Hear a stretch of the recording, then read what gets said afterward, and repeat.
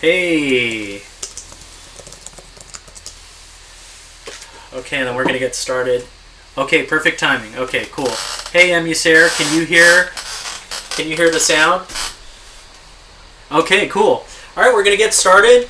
I'd like to welcome you to the second episode of Awesome Game Replays. We have Mike Haggar here. Can you say hello? Hi. How's it going? Okay, good. Unfortunately, PJ couldn't make it today because he had prior engagements. But oh well. Hopefully he can add some, maybe some things that we can add in the link for when we upload this on YouTube. And yeah. Yeah, PJ's got a bunch of really cool resources online for this game and his own Twitch channel. He's done a lot of really cool stuff and showcased a lot of glitches and strategies and things like that. And I myself have learned a lot from this guy. So hopefully he can add some stuff in later. Okay, well, we're going to get started. So, Mike Hatter, would you like to go ahead and maybe talk about the game and talk about just keep on going. You know, let us know about what beginners, let's say, when a beginner is approaching this notoriously difficult game, like the Ghosts and Goblins series, is known as being one of the most difficult platformers, wouldn't you say? Yeah, oh yeah. I mean, this is a notoriously hard game, and when I started playing this game several months ago, I was just extremely scared because it was just taking me credit after credit after credit, and I wasn't progressing at all. And this is one of those games that you actually have to, I think, that to do any sort of progressing at all, you have to actually, read some strategies online and watch videos and things. I imagine that back in the day when people were getting good at this game, the only way they were able to actually get good is to share strategies with each other. So if you're approaching this game by yourself, it becomes, I think, really difficult to make any real progress. So that's why I started going online and just watching a bunch of videos and reading a bunch of strategy guides. And, I just eventually pieced together what you have to do in every single situation of this game. And there's actually a lot of depth to this game, which is why I think it's still so popular even today. The game itself is, 1985, we're talking almost 30 years old at this point, but it's got so much depth to it, and there's a lot of strategies involved. So yeah, I guess what I wanted to do is talk a little bit about the strategies involved in the game. I'll talk while I'm playing too and give specific strategies, like this is how you handle this guy or this guy. But just to give you some overall strategies right now, I think would be a cool. So number one, we got weapons. All right, now the game only has 5 different weapons. We've got the dagger, the lance, the torch, the axe, and the cross. The cross, by the way, is a shield in the US version, so I guess the cross was a little too blasphemous for arcades. Who the hell knows? Who the hell knows the reason, right? Yeah. They're like, no crosses. Yeah, but so as far as best weapons in the game, I think it's pretty agreed upon that the dagger is the best weapon in the game because it's like a lance, the original weapon, except it goes faster. So the lance is very fast. The dagger is really fast. And then you've got the lance, which is the weapon you start with, which is pretty good. I think the second best weapon in the game. So if you just start with the lance and you just go from there and try not to get anything else, you're in pretty good shape. Now, the most common weapon that the game tries to give you, especially at the beginning of the game, is the torch. And that is probably the worst weapon in the game, or tied for worst with the axe. The torch is bad because it explodes on the floor, and it just stays there exploding until it's gone, and you can only have 2 on the screen at once.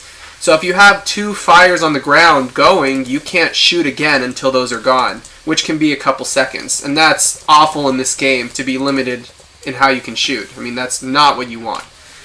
So the torch is bad. The axe is bad because the axe continues in a stream, and it just basically goes through enemies, which can be a good thing if you're killing lots of enemies at once. But it's a bad thing because you can only have 2 on the screen at once, And unlike others where it disappears when it touches something, you have to wait for it to exit the screen before you can shoot again. So torches and axes basically limit your ammo, whereas daggers and lances do not. Now, as far as the cross itself goes, the cross is kind of a special weapon because it's, overall it's not that great. It's a short-range weapon, which is not good in this game. You want long-range weapons. That's the bad. The good is that you can actually use the cross, number one, to go and block projectiles. If you throw the cross at a projectile, it dissipates the projectile. So, you can actually use it to block shots, which is pretty cool. And that's the one good thing about it. And I guess the other good/necessary thing about it is that it's mandatory to get the cross in order to beat the game. Because when you get to the last stage and you fight the last boss, when you fight the second to last boss, it doesn't actually let you fight the last boss unless you have the cross equipped. And so what it does is it'll send you back to the beginning of stage 5. And it basically keeps doing that until you actually get to the end of stage 6 with the cross. And only if you do that does it let you fight the boss. So, the cross is, you learn to like the cross because you're going to have to play with the cross. There's no getting around that. Eventually, towards the end of the game, you have to get the cross. And there's different places where you can get the cross, which are where it's most likely to appear. And so I'll mention those while I'm playing, where the two places where people tend to get the cross. Yes, weapon drops are random in this game. You never know what weapon the game's going to give you. So that, it seems like it can be a bit unfair that the game is forcing you to beat the game with a cross, but who knows when the game will give you a cross. The good thing is that it isn't too uncommon to get the cross once you get beyond stage, I'd say beyond stage 3, the cross starts showing up a lot. The cross actually cannot appear in the first 2 levels. It can appear stage 3 and on, and I would say that stage 4, it's usually one of the first weapon drops in that stage. So, usually people play with the dagger or lance until stage 4, get the cross, and then finish the game off with the cross, and then that's it. Let's see, what else? Weapon drops. Weapon drops are kind of random in this game. I think every 6 enemies that you kill drop something, and it alternates between an item that gives you points versus an item that is actually a weapon. And so basically every 12 enemies that you kill will drop a weapon. And usually they're holding on to a barrel if that's the case. So even a boss can hold a barrel, which looks really funny. The boss is jumping around the screen with a barrel attached to him. And so, that's one way to get weapons there. Well, the only way, really. See, there's a guy that was holding a barrel just now. What else? Let's see. We've got armor upgrades. Okay, so this game is notoriously difficult because if you get hit twice at any time in the game, you're dead. The first time... Were you going to say something? No. Right? Okay, yeah. The first time that you get hit, you get knocked into your underwear, as you see Arthur right now. Oh, now he's bones. But the first time... bones. Yeah, the first time you get hit, you're basically nearly naked. And the second time you get hit, you are truly naked in that you're a pile of bones. Okay, so these are the... this is how you have to deal with the game. Now, you can get your armor back. It is possible to get your armor back. There's only 5 spots in the game. I believe there's 5. 5 spots in the game where you can get your armor back. 1 at the beginning of stage 1, 1 at the beginning of stage 2, 2 of them at the second half of stage 3, and then 1 in stage 6. So stage 4 and 5 don't have an armor refill, which makes those 2 levels challenging, especially stage 5. Stage 5 is annoying because if you take a hit, there's no way to get your armor back. It's pretty rough. I will point out the spots where you can actually get them while I play, because I'm sure that I will need to get my armor back sometimes while I'm playing. There you go. He's good, but not that good. A one armor run. Yeah, a no hit run, that would be very, very, very interesting to watch, but I can't say that I have ever done something like that. That's okay. Yeah, I think I'll be okay. You'll be alright. I think I'll be very entertaining for the viewers. So. And then there's, let me see. Well, okay. The shock canceling. Very important strategy. I want to bring it up now because this is something I'm going to be using the entire time that I play the game. When you shoot in this game, a lot of people think you can only have two things on the screen at once because if you press fire as fast as you can, you actually, Arthur will shoot and then he'll shoot again, and you can't have more than two at a time, so it seems. But what happens is if you actually tap forward, tap the direction that you're facing as you shoot, what it does is it cancels the shooting animation and then you can shoot again instantly. So all you have to do is alternate between shooting, canceling, shooting, canceling, shooting, canceling. And if you do that, you can actually shoot really, really fast. I'm talking like rapid fire shooting in this game. Can you show them again for a little bit? Like a little bit? Ah, I see. Okay, so now direct your attention down to the webcam in the lower left-hand corner. Go ahead and try to do something. So this is slow motion. Yeah, that's good. But you mainly want to do this. If you practice, you can get it so that you're shooting boom, boom, boom, boom, boom, boom, boom, boom, boom, and you can kill things really, really fast at close range. Now, the actual limit to how many you can have on the screen at once is 3, because that's just the way the game is programmed. But if you're close to an enemy, those shots will be connecting right away, and so it's essentially almost like having an auto-fire button, which is really, really, really useful. This brings me to the last thing I want to talk about, which are the Arimers. Okay, the famous, famous, famous enemy in this game.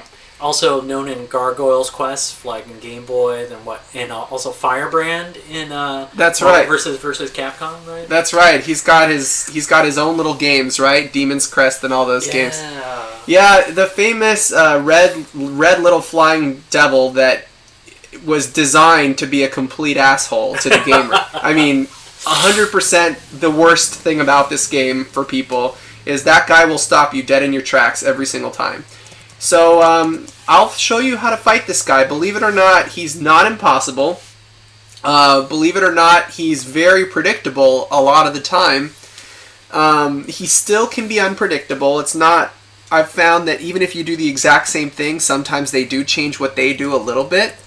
But for the most part, what you essentially want to do is you want him to charge you. Now, when Arimers are in the sky, they can do two things. They either land on the ground or they fly towards you. You don't want them to fly towards you. If they fly towards you, you have to jump out of the way and you can get a few shots off that way. But what you want them to do is to land on the ground. If they land on the ground, what they do is they will twitch around a little bit on the floor and then they'll charge you. When they charge you, they're committing to the run.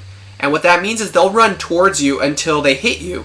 But all you have to do at that point is just shoot him and do your little rapid fire shooting. And as long as you get 3 shots off before he touches you, you will kill him. Okay, but make sure he's committed to the charge, because if not, he'll pop right back up into the sky and to avoid your shots. So only if he's in mid-charge, you at that point shoot him.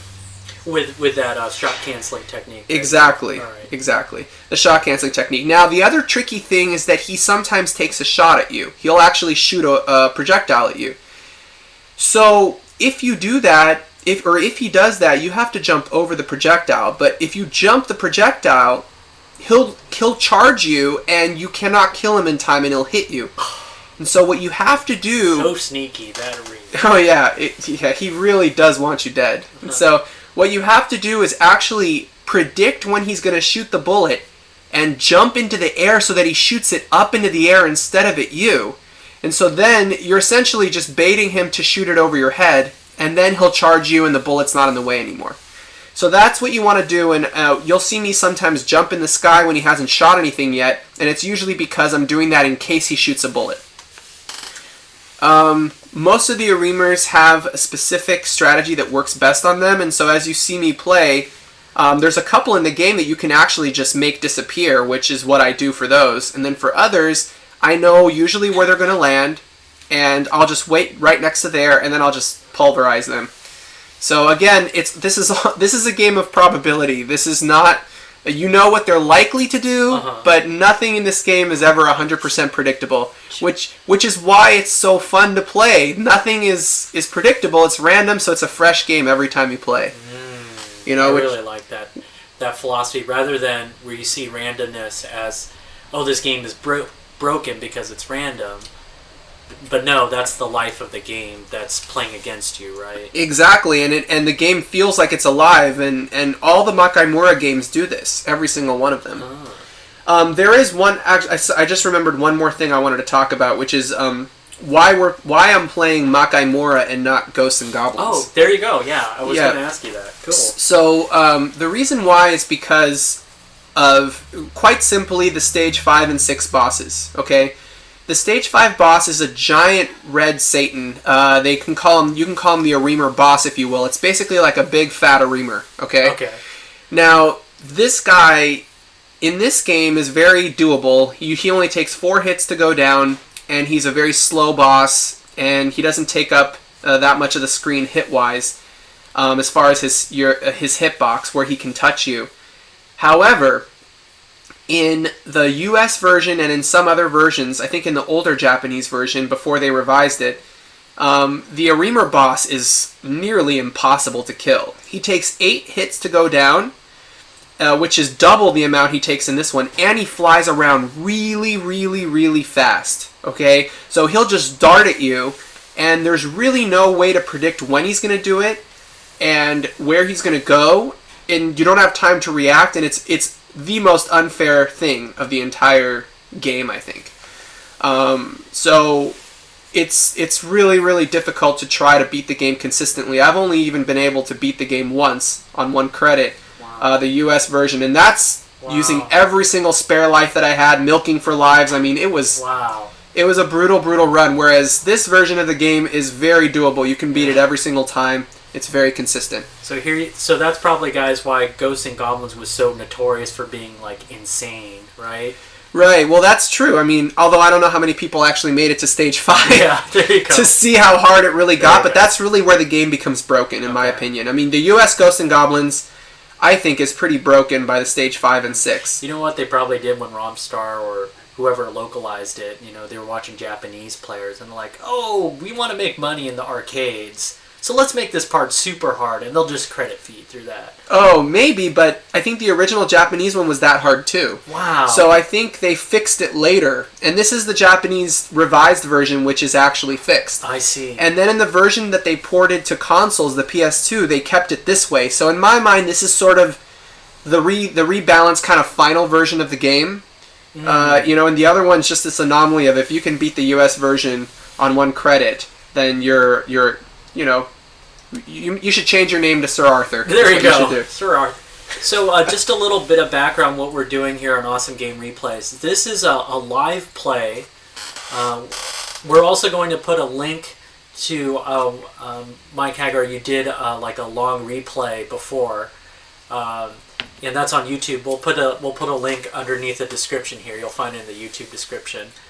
And what you're seeing before you in the lower left-hand corner is a webcam shot of an Egret 3 panel. It's actually, we're playing this an original PCB on an original Japanese arcade cabinet. This is an Egret 3, so this is how they would have played it in the Japanese arcades. Maybe. Not how they would have played it in 1985. Yeah. But it is how they would play it these days. That's right. That's right. So here's a little live arcade play for you guys at home. So I see there are about 20 people in chat. Again, thanks for joining us to watch the live play. If you have any questions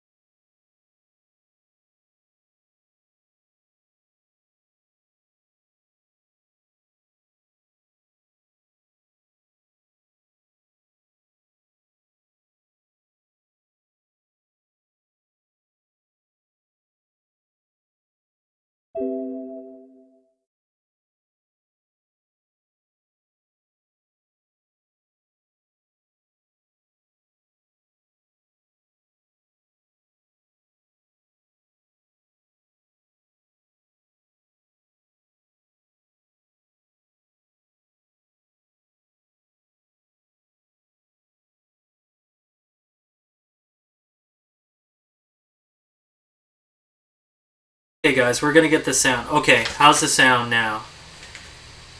Is the sound back? Okay, let me know if there's... Okay.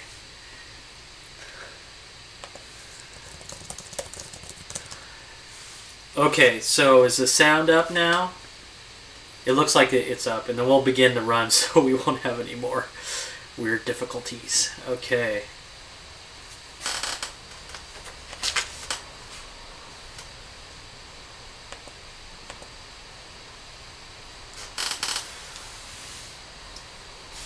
Okay. We're live still. Okay, sound is back. Yay! Loud, high-pitched noise. Okay.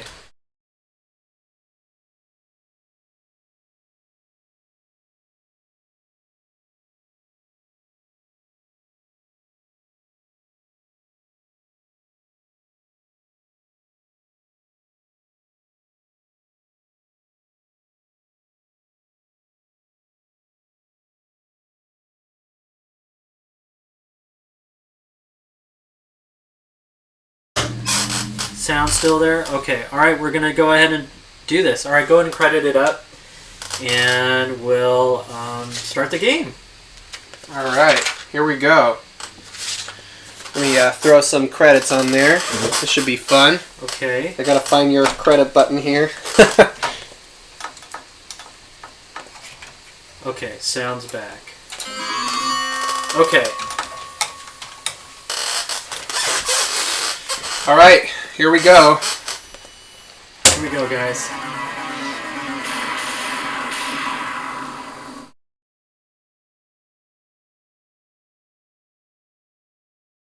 Yeah, this is live. Okay, game sound is working. Thanks, Yemi. Oh my god.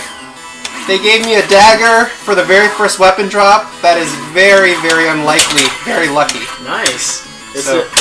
We need as much of the luck It's as a sign. It's because we dedicated this to Fujiwara. Yeah. Now you'll notice I took out that Arima almost instantly. You just walk up to him and pelt him with shots. There's no thinking. So that's one of the easier ones in the game.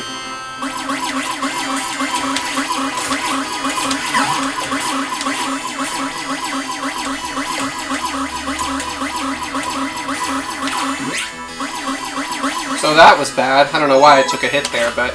Yeah, that was weird.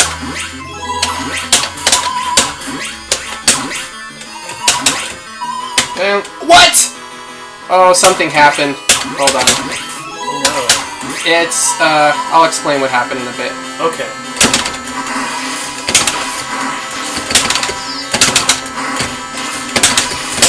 Oh! Lord! You killed it with the torch! That was not supposed to happen, everybody. What happened was, if your character's changing vertical planes, which he does randomly on those grasses, the jump doesn't register, so the game didn't register my jump, and I just walked right into the torch. That has never, ever once happened to me before in getting a bad weapon, so that was very unlucky. But, you know, that's what happens. But it's okay, because I'm going to fish for a better weapon right here. This is a really good place.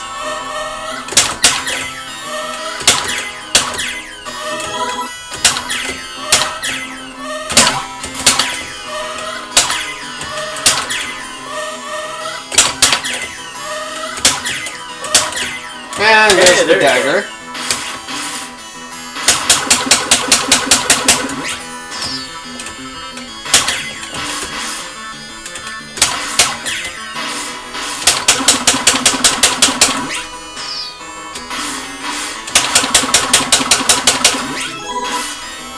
So I killed this one through this wall.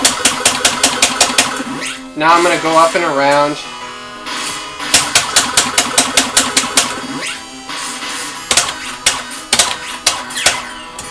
Now what I did there is I generated the bottom big man, but now I'm going to walk around and get him from the other side. Since I generated him, I can now reach him. He wouldn't have even showed up right there if I didn't do that first. So this is a really good strategy for getting down there. Unfortunately, though, I'm in my underwear, so I'm going to have to be really careful. This part's usually not so bad if you proceed really slowly.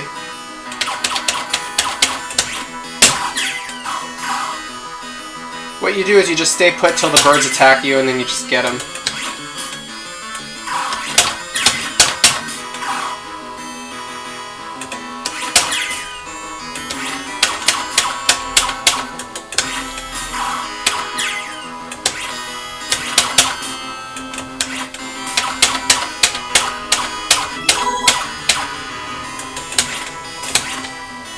Alright, here we go.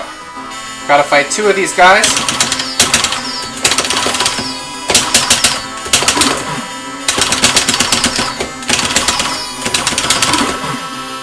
So the rapid fire is extremely useful for those guys. One thing to note is that when you shoot, they jump.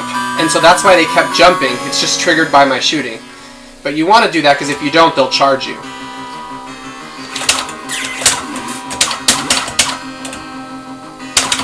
I'm going to use the rapid fire to kill these guys, which you can only kill when they're flashing.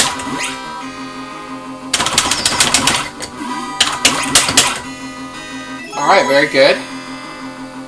Now I come here. This Arimer's kind of annoying. What you do is hang out under this bat, bait the shot, and then kill him.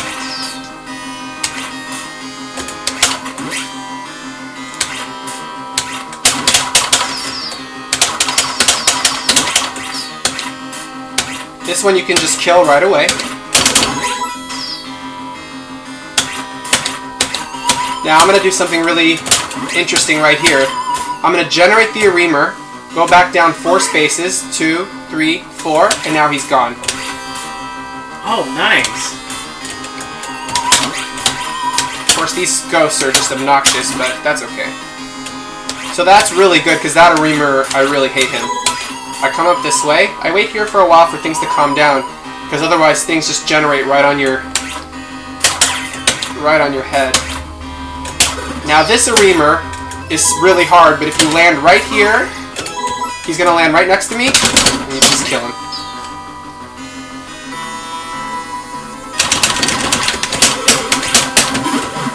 That was a very good battle. Wow, usually nice. It doesn't go that well, but I got lucky with his flight pattern. That was a nice kill. Quick kill.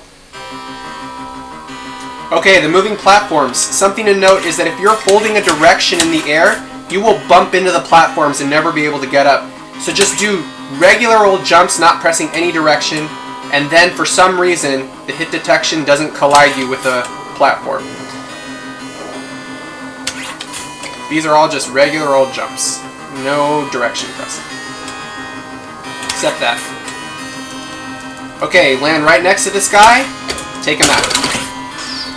Now this is the spot where I get the cross.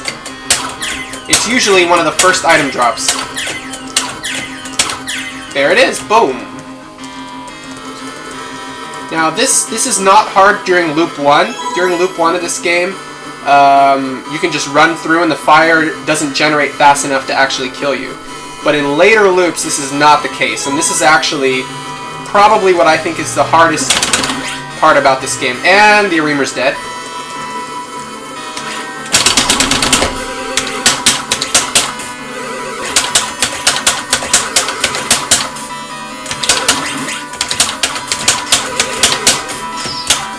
And he's being an asshole, but it's okay. He's gone. Yeah, I apologize for some of the... It's taking it longer to encode for some frame drops. Oh, okay. Let me see if I can fix this in the middle of the stream, so...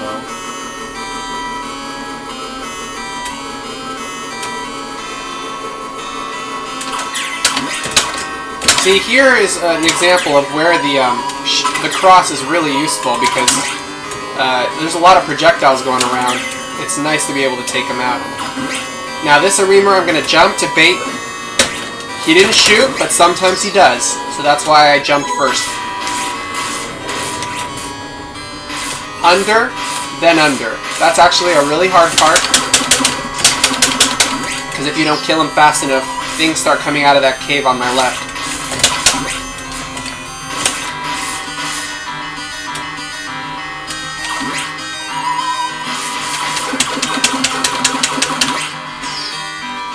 I sometimes don't use rapid fire on those guys because It means you have to tap forward, and I just like to stay put. They're not hard. You just